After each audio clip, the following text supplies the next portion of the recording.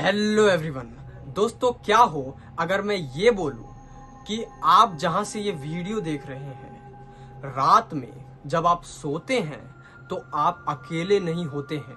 कोई ना कोई आपको देख रहा होता है और आपके रूम में ही रहता है। जी हाँ दोस्तों, आप उसको चाहे भूत कह लो या फिर कुछ भी कह सकते हो।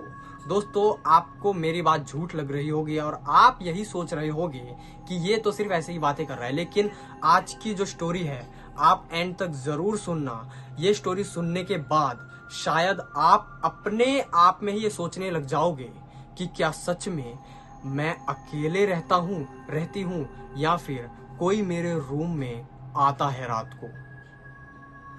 दोस्तों, मेरा नाम अरुण है और मैं यूपी के बुलंद शहर में रहता हूँ। दोस्तों, ये हादसा मेरे साथ 1 साल पहले हुआ था जब मैं हॉस्टल में रहता था। दोस्तों, अभी तो मैं अपने घर पे आ गया हूँ, लेकिन जब मैं हॉस्टल में रहता था तो मेरे साथ बहुत ही ज़्यादा ऐसी चीज़ें होती हैं जिसको आप हॉरर समझ सकते हो या फिर भूतिया इंसिडेंट भी कह सकते हो।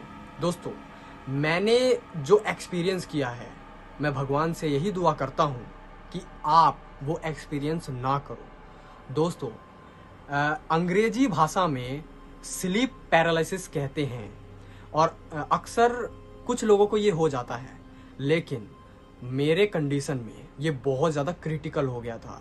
दोस्तों, जब मैंने डॉक्टर से सजेस्ट लिया, मतलब बात करी डॉक्टर से, तो डॉक्टर भी नहीं पहचान पा रहे थे कि यार तुझे हो क्या रहा है। तो ठीक है, मैं अपनी इंसिडेंट जो मेरे साथ हुआ था उस दिन, वो मैं आपको आराम से बताता हूँ। दोस्तों, उस दिन मैं पढ़ाई लिखाई करके अपने दोस्तों के साथ खेल के और खाना खाने के बाद सोने चला गया।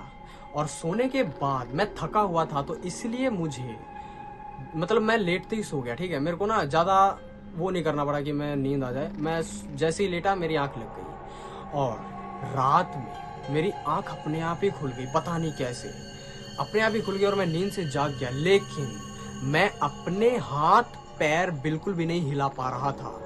मैंने बहुत ज़्यादा कोशिश करी, अपने नर्व्स को, अपने हाथ को हिलाने की कोशिश करी, अपने पैरों को हिलाने की कोशिश करी। अब मैं उठने की कोशिश कर रहा था, लेकिन मैं उठ ही नहीं पा रहा था। दोस्तों, मैं बहुत ज़्यादा डर गया था, मैं पूरा पसीने से भीग गया था, जबकि एसी था, पंखा चल रहा था, लेकिन तब भी मैं बहुत ज़्यादा पसीना पसीना हो गया था डर के मारे कि मुझे हो क्या गया है। तब मैंने रियलाइज़ किया कि मेरी पूरी बॉडी सुन्न पड़ चुकी है। मैं डर गया था कि यार मेरे को कोई बीमारी तो नहीं हो गई है। दोस्तों, एक तरीके से मेरी पूरी बॉडी जम चुकी थी। दोस्तों, मैं इतना सोच ही रहा था, तभी मेरी नज़र गेट के पास पड़ी। दोस्तों, गेट अपने आप खुल रहा था, अपने आप ही खुल रहा था और ऐसा लग रहा था जैसे ना कोई गेट खोल रहा हो। दोस्तों, ये देख के मैं डर गया। ठीक है, क्योंकि हवा से खुलता तो ऐसे तो खुलता नहीं, एकदम स्लो मोशन में। ठीक है, मैं डर गया और गेट खुला भी और अपने आप ही बंद हो गया। दोस्तों, अब मेरा जो लॉकर है जिसमें मैं कपड़े रखता हूँ और खाने पीने की चीज़ें, बिस्कुट, चॉकलेट वगैरह ये रखता हूँ, वो भी खुल गया और उसमें से कपड़े निकलने लगे। ऐसे लग रहा था जैसे कोई कुछ ढूंढ रहा हो। दोस्तों, सब कुछ बिखरने के बाद वो धीरे धीरे मेरे पूरे रूम में तहस नहस कर रहा था। वो जो भी शख्स था मुझे दिखाई नहीं दे रहा था और मैं सिर्फ अपने आईज ही घुमा पा रहा था। मैं अपना गर्दन भी नहीं घुमा पा रहा था कि मैं उस बंदे को ठीक से देख पाऊँ और ऑब्जर्व कर पाऊँ कि यार वो है क्या चीज़। दोस्तों, ये होता देख तो भाई मैं एक टाइम ऐसा आ गया था कि मैं ये सोच रहा था कि बस मैं मरने ही वाला हूँ भाई। ये धीरे धीरे जो ऐसा कर रहा था बंदा तहस नहस, ये मेरे को भी मार ही देगा, मेरे को ऐसा लग रहा था। दोस्तों, मैंने अपने मन में बजरंग बली का नाम लिया और फिर अपनी आंखें बंद कर ली। और जब मैंने अपनी आंखें खोली तो सुबह हो चुकी थी और मेरा जो रूम था ना, वो बिल्कुल ओके था, बिल्कुल ओके। जितना तहस नहस हुआ था वो सब कुछ ठीक था भाई। ऐसा लग ही नहीं रहा था कि कोई रात में आया था और मैं सुबह अपने पूरी बॉडी को मूव कर पा रहा हूँ। मतलब ऐसा लग ही नहीं रहा कि यार मेरे को कुछ हुआ भी था। ठीक है, मैं फिर इस सोच में पड़ जाता हूँ कि क्या जो मेरे साथ रात में हुआ वो एक सपना है या फिर रियलिटी। दोस्तों, ये सोच के भाई मैं सोच के पागल हो रहा था। लेकिन दूसरी रात दोबारा मेरे साथ ऐसा ही होता है। दूसरी रात फिर से आधी रात में ही मेरी नींद खुल जाती है और मैं अपनी बॉडी को मूव ही नहीं कर पा रहा। दोस्तों ऐसा ही मेरे साथ 1 हफ्ते तक चला और 1 हफ्ते के बाद तो मेरे को आदत सी पड़ गई कि यार हाँ, आधे घंटे तक तो मेरे साथ ऐसा ही होना ही है।